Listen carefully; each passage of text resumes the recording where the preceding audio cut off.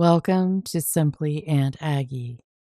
In this video, I'll be reading from the Nature Library Birds, written by Nelchi Blanchan and published in 1926. The birds I'll be reading about are the warblers, the redstart, yellow-breasted chat, Maryland yellowthroat, ovenbird, blackburnian, warbler, chestnut-sided warbler, myrtle warbler, yellow warbler, and the black and white creeping warbler. The redstart, length 5 to 5.5 inches, male, in spring plumage, head, neck, back, and middle breast glossy black. Breast and underneath white, slightly flushed with salmon, increasing to bright salmon flame on the sides of the body and on the wing linings. Tail feathers partly black, partly flame, with broad black hand across the end. Flame markings on wings. In autumn, fading into rusty black, olive, and yellow. Female, olive brown, and yellow where the male is salmon flame. Young, browner than the females.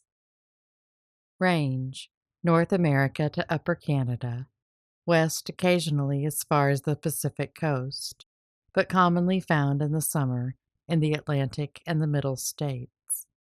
Migrations, early May, end of September, summer resident.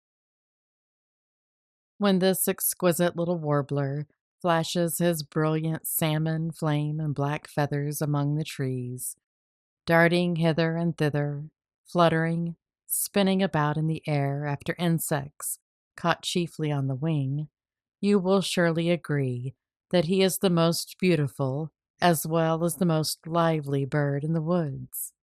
The color scheme of his clothes suggests the Baltimore Orioles, only the feathers on the side of his body, wings, and tail are a pinker shade of flame, and the black ones which cover his back, throat, and upper breast are more glossy, with bluish reflections. But you could not possibly mistake this lovely little sprite for the oriole. He is so much smaller, about an inch shorter than the sparrow. His cousin, the Blackburnian warbler, a rarer bird, with a color scheme of black, white, and beautiful rich orange, can be named instantly by the large amount of white in its tail feathers. There are so few brilliantly colored birds that find their way to us from the tropics that it should not take long to know them. In Cuba, the redstart is known as El Candelita, the little candle flame that flashes in the deep, dark, tropical forest. No wonder the Spaniards call all the gaily colored tropical wood warblers mariposas, butterflies. Who would believe that this small firebrand, half glowing, half charred, whirling about through the trees as if blown by the wind, is a cousin of the somber ovenbird that walks so daintily and leisurely over the ground? The redstart keeps perpetually in motion that he may seize gnats and other gauzy winged mouthfuls in midair, not as the flycatchers do, but by waiting on a fence rail or limb of a tree for a dinner to fly past. Then dashing out and seizing it, but by flitting about constantly in search of insect prey. The redstart rarely rests on the trees longer than it takes to snatch a morsel, erecting his tail, wren fashion, and sometimes spreading it peacock fashion, then away he goes again. The yellow-breasted chat, length 7.5 inches, a trifle more than an inch longer than the English sparrow, male and female, uniform olive green above, throat, breast, and underside of wings, bright, clear yellow, underneath white, sides grayish. White line over the eye, reaching to the base of bill and forming partial eye ring. Also white lines on sides of throat, bill and feet black. Range, North America, from Ontario to Central America and westward to the plains, most common in middle Atlantic states. Migrations early May, late August or September, summer resident. Now he barks like a puppy, then quacks like a duck, then rattles like a kingfisher, then squalls like a fox, then calls like a crow, then mews like a cat, writes John Burroughs of this rollicking polyglot, the chat. But not even that close student of nature could set down on paper all the multitude of queer sounds with which the bird amuses himself. He might be mistaken for a dozen different birds and animals in as many minutes. Only by creeping cautiously toward the roadside tangle, where this rollicking polyglot is entertaining himself and his mate, brooding over her speckled eggs in a bulky nest set in a most inaccessible briery part of the thicket, can you hope to hear him rattle through his variety performance. Walk boldly or noisily past his retreat, and there is silence there and nothing more. But two very bright eyes peer out at you through the undergrowth, where the trim bird watches you with quizzical suspicion until you quietly seat yourself and assume silent indifference. Phew, phew, phew, he begins, and then he rattles off an indescribable eccentric medley until your ears are tired listening. With bill uplifted, tail drooping, wings fluttering at his side, he cuts an absurd enough figure, but not so comical as when he rises into the air, trailing his legs behind him, stork fashion. This surely is the clown among birds. But eccentric though he is capable of great devotion and remains faithfully mated year after year. However much of a tease and a deceiver he may be to the passer-by along the roadside, in the privacy of the domestic circle he shows truly lovable traits.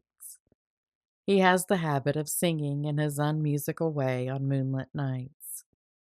Perhaps his ventriloquial powers are cultivated not for popular entertainment, but to lure intruders away from his nest.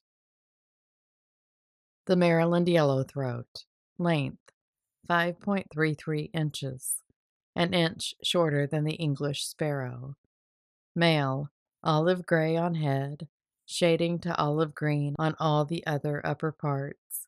Forehead, cheeks, and sides of head black, like a mask, and bordered behind by a grayish line. Throat and breast bright yellow, growing steadily paler underneath. Female, either totally lacks black mask, or its place is indicated by only a dusky tint. She is smaller and duller.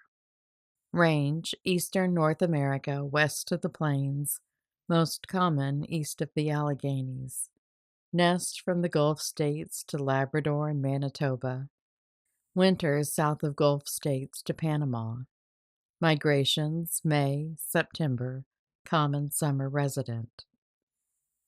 This gay little warbler looks as if he were dressed for a masquerade ball, with a gray-edged black mask over his face and the sides of his throat, a brownish-green coat, and a bright yellow vest.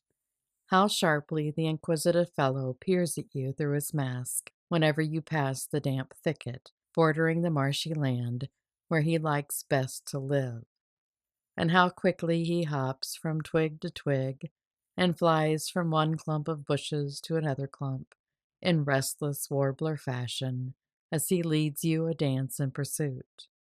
Not for a second does he stop watching you. If you come too close, a sharp pit-pit or chock is snapped out by the excited bird, whose familiar, oft-repeated, sprightly, waltzing triplet has been too freely translated, he thinks, into "follow me, follow me, follow me." Pursuit is the last thing he really desires, and of course he issues no such invitation. What he actually says sounds like witchy-tea, witchy-tea, witchy-tea. You will surely hear him if you listen in his marshy retreats. He sings almost all summer and at evening adds a flight song to his repertoire. Except when nesting, he comes into the garden, picks minute insects out of the blossoming shrubbery, hops about on the ground, visits the raspberry tangle, and hides among the bushes along the roadside. Only the yellow warbler, of all his numerous tribe, is disposed to be more neighborly.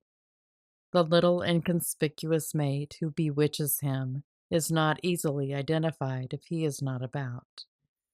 While he sings the witchetty song, she is busy, carrying weeds, strips of bark, broad grasses, tendrils, reeds, and leaves for the outside of her deep cradle, and finer grasses for its lining, to a spot on the ground where plants and low bushes help conceal it. A favorite site is the heart of the skunk cabbage. She does not build so beautiful a nest as the yellow warbler, but like her, she too, poor thing, sometimes suffers from the sneaking visits of the cowbird.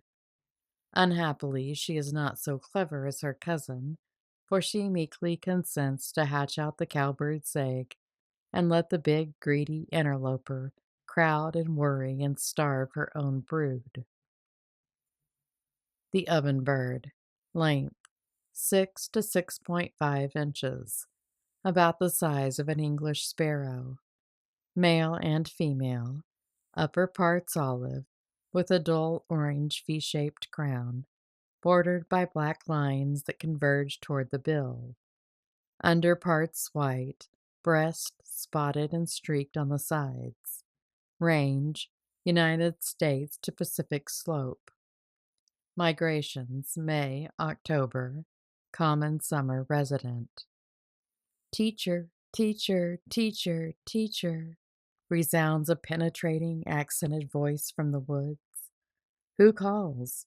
Not an impatient scholar, certainly, but a shy little thrush-like warbler who has no use whatever for any human being, especially at the nesting season in May and June, when he calls most loudly and frequently.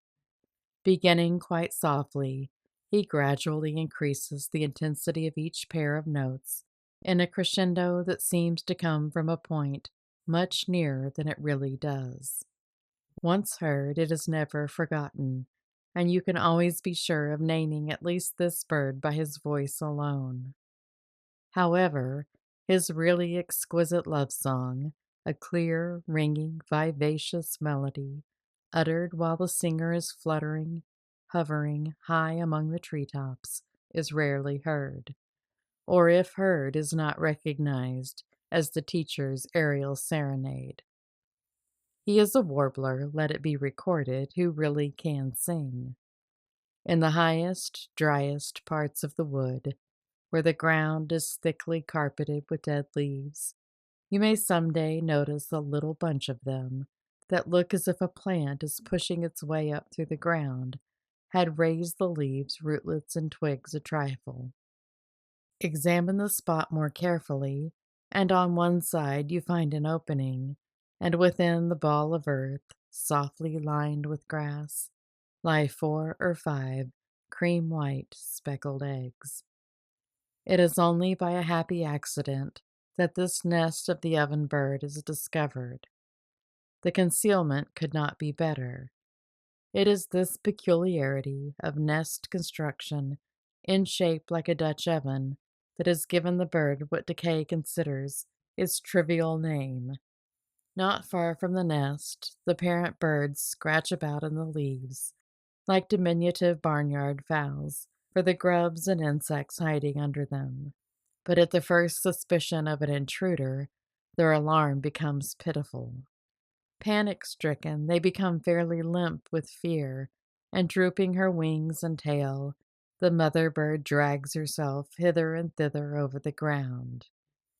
In happier moments, they walk prettily, daintily, like a French dancing master, and nod their little heads as if marking time. The Blackburnian warbler. Length 4.5 to 5.5 inches, an inch and a half smaller than the English sparrow.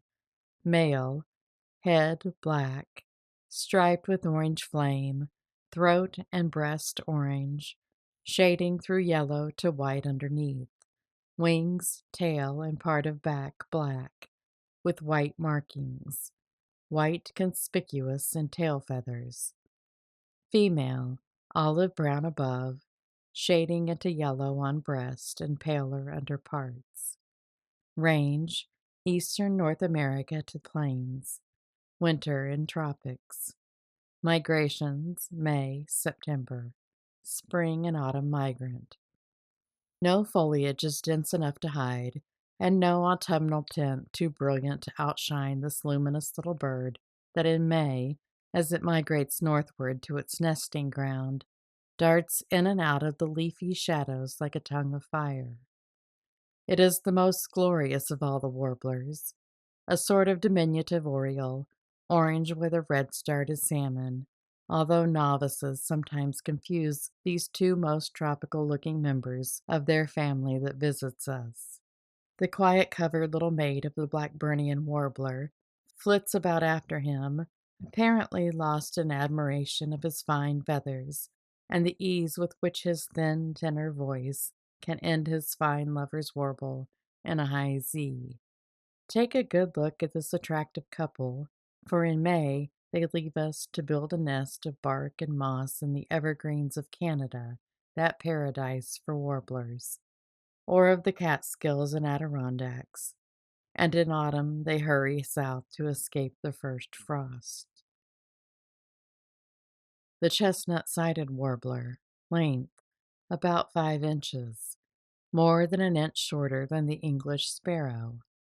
Male, top of head and streaks and wings yellow, a black line running apparently through the eye and back of crown, ear coverts, chin and underneath white, back greenish gray and slate streaked with black, sides of bird chestnut, wings streaked with black and yellow, have yellowish white bars, dark tail with white patches on inner veins of the outer quills. Female, similar but duller. Chestnut sides are often scarcely apparent. Range, eastern North America, from Manitoba and Labrador to the tropics where it winters. Migrations, May, September. Summer resident, most common in migrations.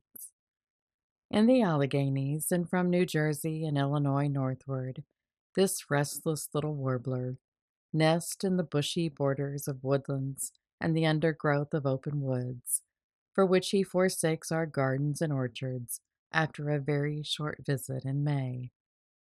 While hopping over the ground, catching ants, of which he seems to be inordinately fond, or flitting actively about the shrubbery after grubs and insects, we may note the broad reddish-brown stripe on his sides, whereas the bay-breasted warbler, with which it is sometimes confused, has the crown, throat, and sides a rich chestnut, with drooped wings that often conceal the bird's chestnut sides, which are his chief distinguishing mark, and with a tail erected like a redstart's.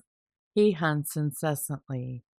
Here in the garden, he is as refreshingly indifferent to your interest in him as later, in his breeding haunts, he is shy and distrustful. His song is bright and animated, like that of the yellow warbler. The myrtle warbler, length 5 to 5.5 inches, about an inch smaller than the English sparrow.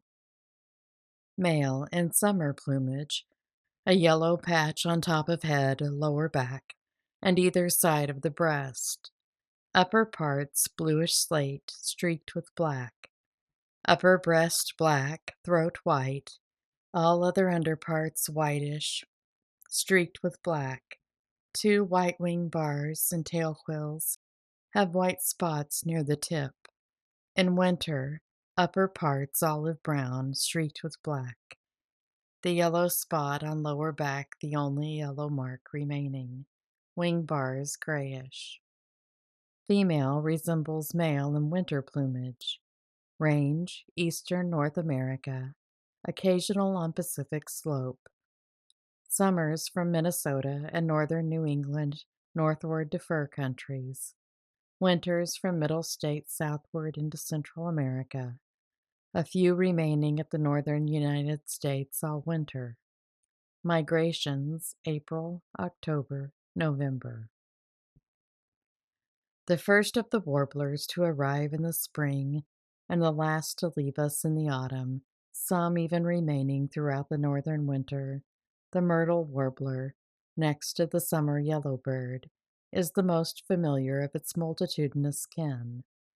We become acquainted with it chiefly in the migrations, when it impresses us by its numbers rather than by gorgeousness of attire, though it is quietly beautiful.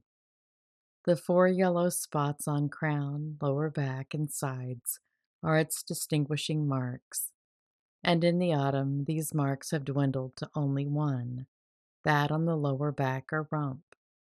The great difficulty experienced in identifying any warbler is in its restless habit of flitting about.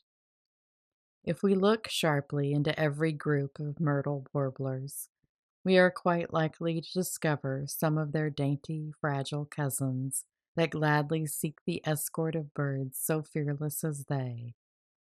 By the last of May, all the warblers are gone from the neighborhood, except the constant little yellow warbler, redstart, yellowthroat, ovenbird, and chat. In autumn, when the myrtle warblers return after a busy enough summer passed in Canadian nurseries, they chiefly haunt those regions where juniper and bayberries abound. These latter, or the myrtle waxberries as they are sometimes called, and which are the bird's favorite food, have given it their name. Wherever the supply of these berries is sufficient to last through the winter, there it may be found, foraging in the scrubby bushes, sometimes driven by cold and hunger from the fields. This hardiest member of a family that properly belongs to the tropics seeks shelter and food close to the outbuildings on the farm. The yellow warbler. Length 4.75 to 5.2 inches, more than an inch shorter than the English sparrow. Male, upper parts olive yellow, brightest on the crown. Under parts bright yellow, streaked with reddish brown, wings and tail dusky olive brown, edged with yellow. Female, similar but reddish brown streakings less distinct. Range, North America, except southwestern states, where the prothonotary warbler reigns in its stead. Nest from Gulf states to fur countries, winters south of the Gulf states, as far as northern parts of South America. Migrations, May, September, common summer resident. Rather than live where the skies are gray and the air is cold, this adventurous little warbler, or summer yellowbird as he is often called, will travel 2,000 miles or more to follow the sun. A trip from Panama to Canada and back again within 5 months does not appall him. By living in perpetual sunshine, his feathers seem to have absorbed some of it, so that he looks like a stray sunbeam playing down among the shrubbery on the lawn, the trees in the orchard, the bushes in the roadside thicket, the willows and alders beside the stream. Although you may not get close enough to see that his yellow breast is finely streaked with reddish brown, you may know by these marks that he is not what you at first suspected he was, somebody's pet canary escaped from a cage. Is there anybody living who could name at sight every one of the 70 warblers, old and young, male and female, that visit the United States? Some of these birds, particularly American, are very gaily colored and exquisitely marked, as birds coming to us from the tropics have a right to be. Some are quietly clad, some, like the redstart, are dressed quite differently from their mates and young. Others, like the yellow warbler, are so nearly alike that one could see no difference between the male and female from the distance of a few feet. Some live in the tops of evergreens and other tall trees. Others, like the Maryland yellowthroat, which seems to prefer low trees and shrubbery, are rarely seen more than 12 feet from the ground. A few, like the ovenbird, haunt the undergrowth in the woods or live most of the time on the earth. With 3 or 4 exceptions, all the warblers dwell in woodlands, and it is only during the spring and autumn migrations that we have an opportunity to become acquainted with them, when they come about the orchard and shrubbery for a few days' rest and refreshment during their travels. Fortunately, the cheerful little yellow warbler stays around our homes all summer long. Was there ever a family so puzzling and contradictory as the warblers? The great majority of these fascinating and exasperating relatives are nervous, restless little sprites, constantly flitting from branch to branch and from twig to twig in a never ending search for small insects. As well try to catch a weasel asleep as a warbler at rest. People who live in the tropics, even for a little while, soon become lazy. Not so the warblers, whose energy, like a steam engine's, seem to be increased by heat. Of course, they do not undertake long journeys merely for pleasure, as wealthy human tourists do. They must migrate to find food, and as insects are most plentiful in warm weather, you see why these atoms of animation keep in perpetual motion. They are among the last migrants to come north in the spring, and among the first to leave in the autumn because few insects hatch out in cool weather, and the birds must always be sure of plenty to eat. Traveling as they do, chiefly by night, they are killed in numbers against the lighthouses and electric light towers, which especially fascinate these poor little victims. Who first misled us by calling these birds warblers? The truth is that there is not one really fine singer, like a thrush, in the whole family. The yellow breasted chat has remarkable vocal ability, but he is not a real musician like the mockingbird. The warblers, as a rule, have weak, squeaky, or wiry songs and lisping call notes. The yellow warbler sings as acceptably as most of his kin. 7 times he rapidly repeats, "Sweet, sweet, sweet, sweet, sweet, sweeter, sweeter," to his sweetheart. But this happy little lovemaker's incessant song is apt to become almost tiresome to everybody except his mate. What a clever little creature she is! More than any other bird, she suffers from the persecutions of that dusky rascal, the cowbird. In May, with much help from her mate, she builds an exquisite little cradle of silvery plant fiber, usually shreds of milkweed stalk, grass, leaves, and caterpillar silk, neatly lined with hair, feathers, and the downy felt of fern fronds. The cradle is sometimes placed in the crotch of an elder bush, sometimes in a willow tree, preferably near water where insects are abundant, but often in a terminal branch of some orchard tree. Scarcely is it finished before the skulking cowbird watches her chance to lay an egg in it, that she may not be bothered with the care of her own baby. She knows that the yellow warbler is a gentle, amiable, devoted mother, who will probably work herself to death if necessary, rather than let the big baby cowbird starve. But she sometimes makes a great mistake in her individual. Not all yellow warblers will permit the outrage.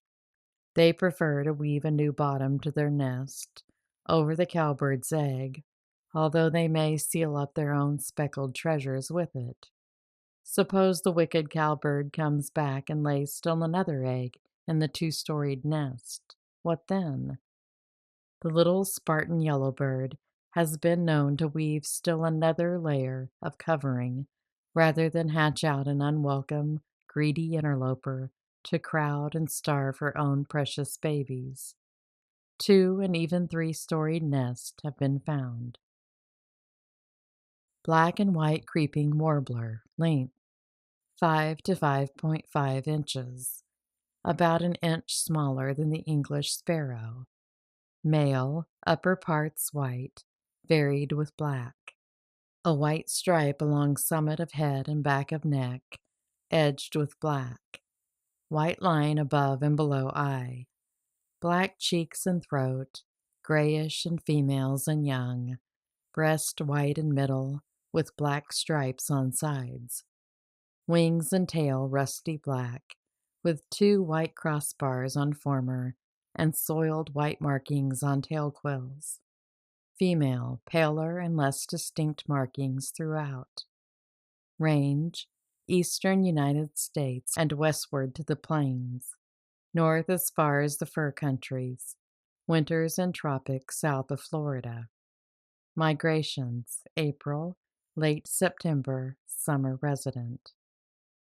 9 times out of 10, this active warbler is mistaken for the little downy woodpecker, not because of his coloring alone, but also on account of their common habit of running up and down the trunks of trees and on the underside of branches looking for insects, on which all the warblers subsist. But presently the true warbler characteristic of restless flitting about shows itself. A woodpecker would go over a tree with painstaking systemic care, while the black and white warbler, no less intent upon securing its food, hurries off from tree to tree, wherever the most promising menu is offered. Clinging to the mottled bark of the tree trunk like a nuthatch, it would be difficult to find him, were it not for these sudden flittings in the feeble song. Weechee, weechee, weechee, twee, twee, twee. He half lisps, half sings.